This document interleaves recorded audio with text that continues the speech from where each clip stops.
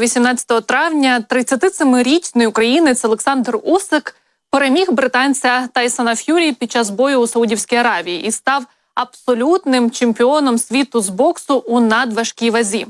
Я впевнена і знаю, що більшість із вас дивилися цей бій. Я сама його дивилася вдома, пам'ятаю навіть, як сусіди вболівали та кричали після цієї перемоги. Але, знаєте, вболівали за нашого спортсмена не лише українці. І, вочевидь, і дивилися цей бій не лише українці. Але знаєте хто? Звісно, наші сусіди.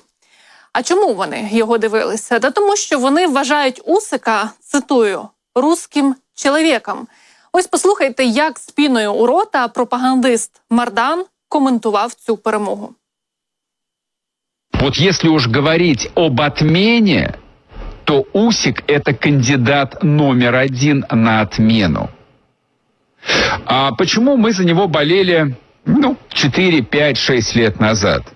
Ну как? Во-первых, он уроженец Симферополя. Он русский человек, несмотря на украинскую фамилию.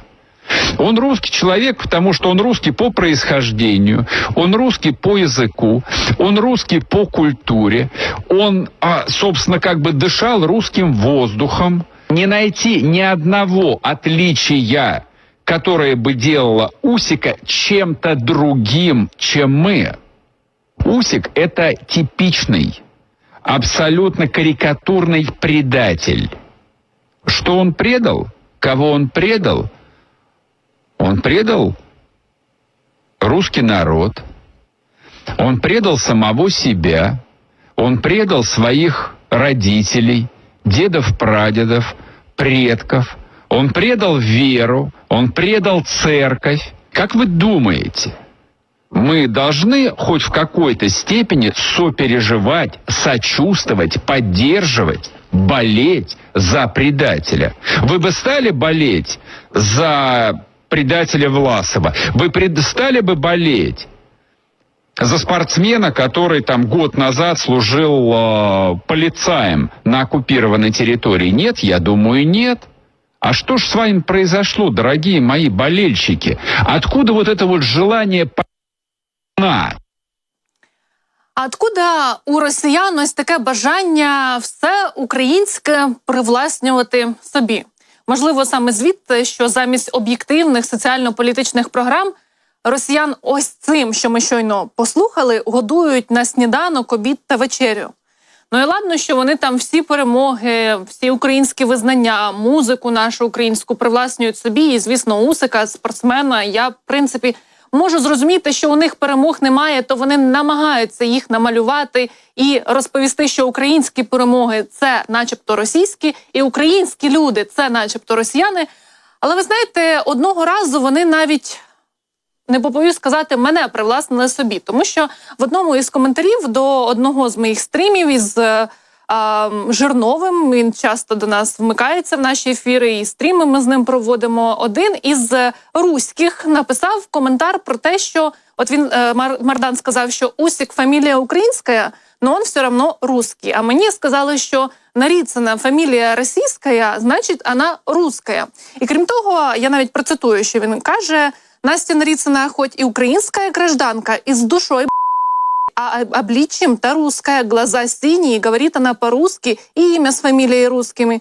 Она нетипичная украинка. И вообще овал лица у Насти, как у Путіна. Господи, прости, що дійсно ось у них там в мізках твориться, що вони навіть таке пишуть у коментарях українським ведучим, ну і взагалі нам, українським людям. Ну і крім того, він каже, що взагалі-то в ФСБ це один із типажей женщин-сотрудниц, и я не удивлюсь, если Настя окажется старшим лейтенантом ФСБ, которую обучали українському язику з київським виговором.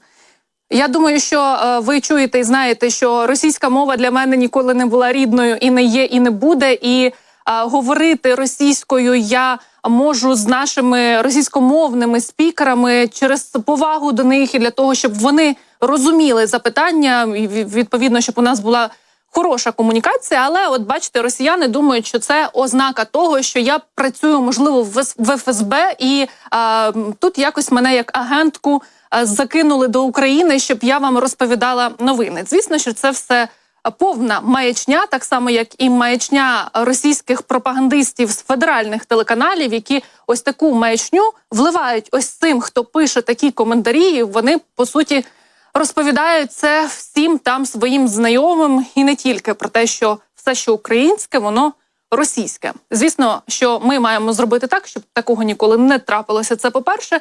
Ну, а по-друге, ми маємо говорити і спростовувати всі фейки російської пропаганди, бо затьмарює вона, на жаль, інколи і деякі мізки, і деякі думки українців. Тому, друзі, будьте, будь ласка, пильними.